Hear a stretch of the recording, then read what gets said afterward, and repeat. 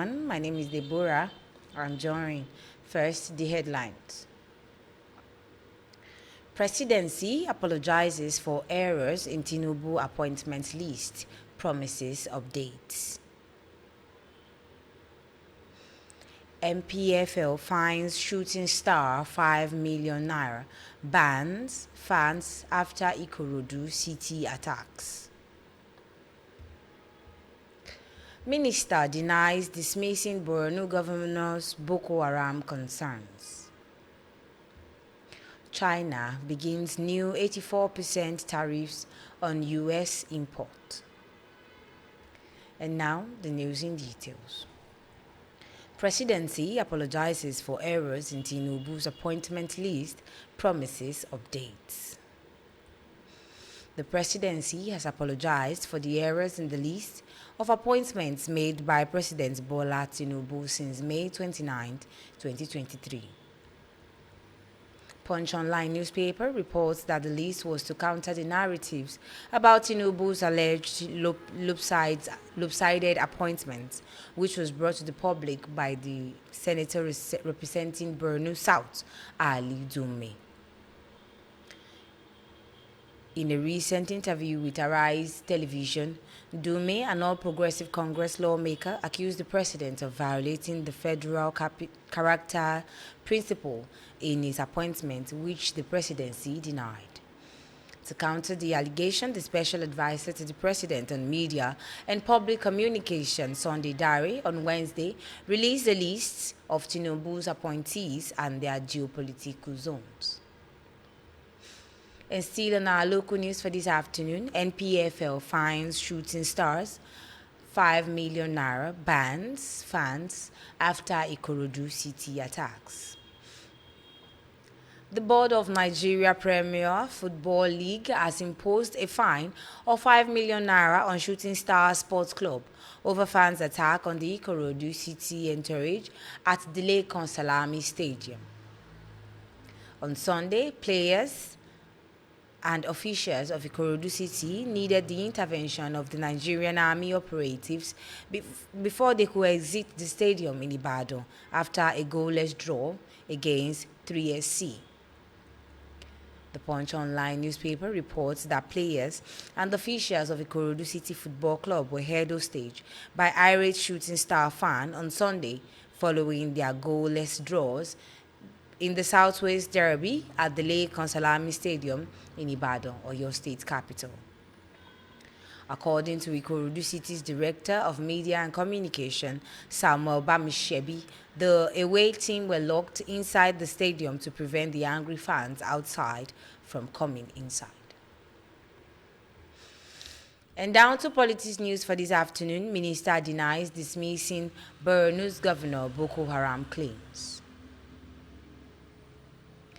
The Office of the Minister of Information and National Orientation has dismissed reports that the Minister of Information, Mohammed Idris, downplayed recent concerns raised by the governor of Borno State, Babagana Zulu, regarding the security situation of the state.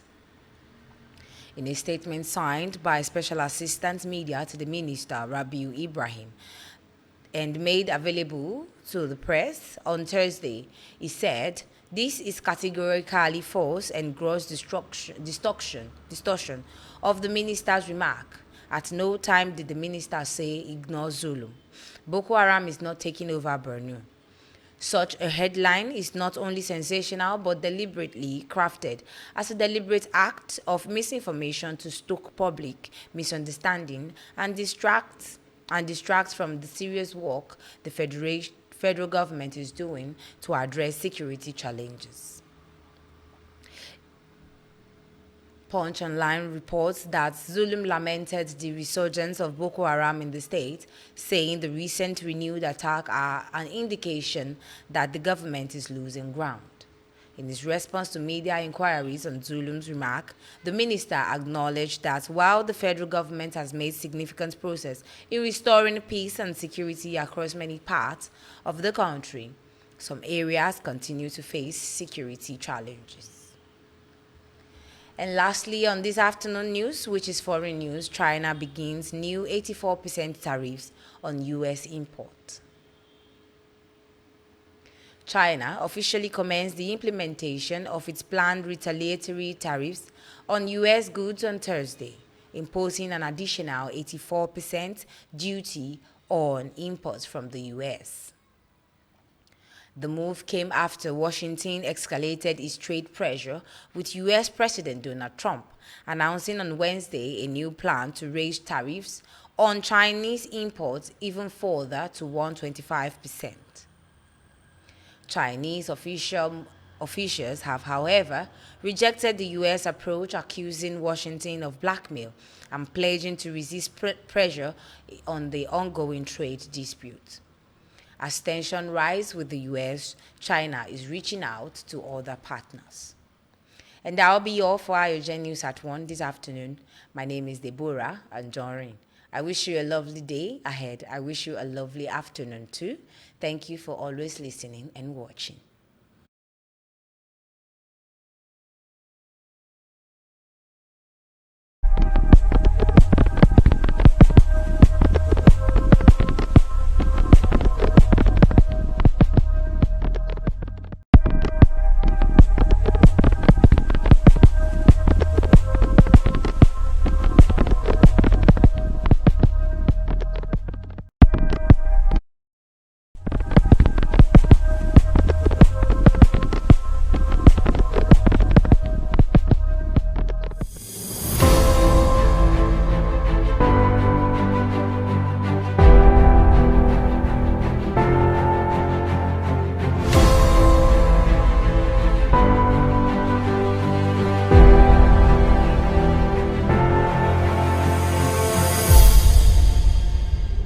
Hello, welcome to Ayogen Media House.